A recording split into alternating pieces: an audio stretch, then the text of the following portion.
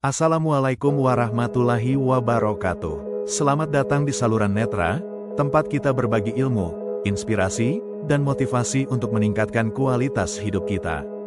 Hari ini, kita akan membahas tentang pentingnya istighfar dalam kehidupan sehari-hari kita.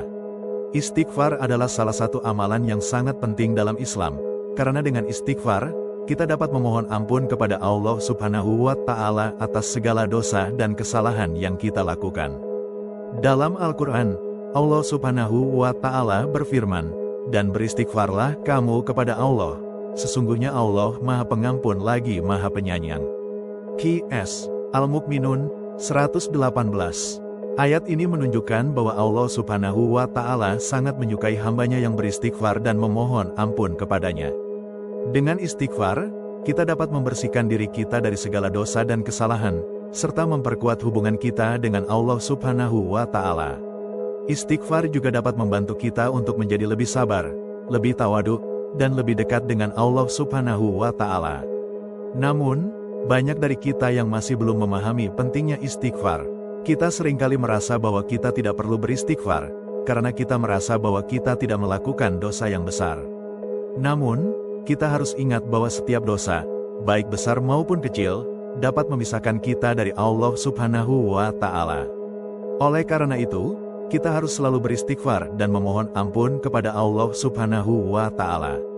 Kita harus membuat istighfar sebagai bagian dari kehidupan sehari-hari kita, sehingga kita dapat selalu dekat dengan Allah Subhanahu wa Ta'ala dan terhindar dari segala dosa dan kesalahan.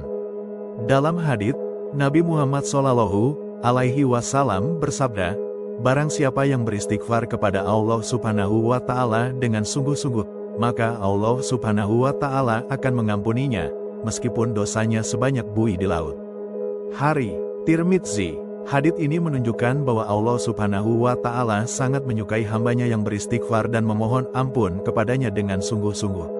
Selain itu, Nabi Muhammad SAW juga bersabda, "Istighfar adalah kunci dari semua pintu kebaikan."